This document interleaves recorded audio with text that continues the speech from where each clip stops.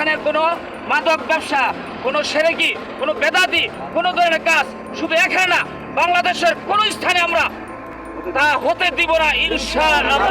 স্থানীয় তৌহিদি জনতা যে সিদ্ধান্ত নেবেন, আমরা ওই সিদ্ধান্তই আমরা চেষ্টা করব আপনাদের সাথে মিলেমিশে এটাকে যেন সুন্দর করা যায়। আমরা যেটা সিদ্ধান্ত নিয়েছি, এক নাম্বার হলো আমাদের এখানে যে ফসিউদ্দিন সাহেব, ওনার কবরটাকে এখানে তাদের আত্মীয় স্বজন স্থানান্তর করবে এবং পাশাপাশি স্থানীয় এলাকার মানুষ, তৌহিদি জনতা, এখানে যে মসজিদ এবং এতিমখানা আছে, এটা এলাকার এবং তৌহিদি জনতা এটা তার দায়িত্ব নিছে এবং যত রকমের অর্থনৈতিক সামাজিক সহযোগিতা আছে তারা করবে। প্রশাসন আমাদেরকে এতটুকু বলছে, আমরা আপনারা যা দাবি করছেন ইনশাল্লাহ আমরা প্রত্যেকটা দাবি গ্রহণ করলাম এবং চেষ্টা করবো অতি সত্বর এই কাজটা সমাধান করার জন্য। আমরা তাদেরকে সর্বোচ্চ সহযোগিতা করব। এখানে কোনো মাদক ব্যবসা, কোনো সেরেকি, কোনো বেদাতি, কোনো ধরনের কাজ শুধু এখানে না, বাংলাদেশের কোনো স্থানে আমরা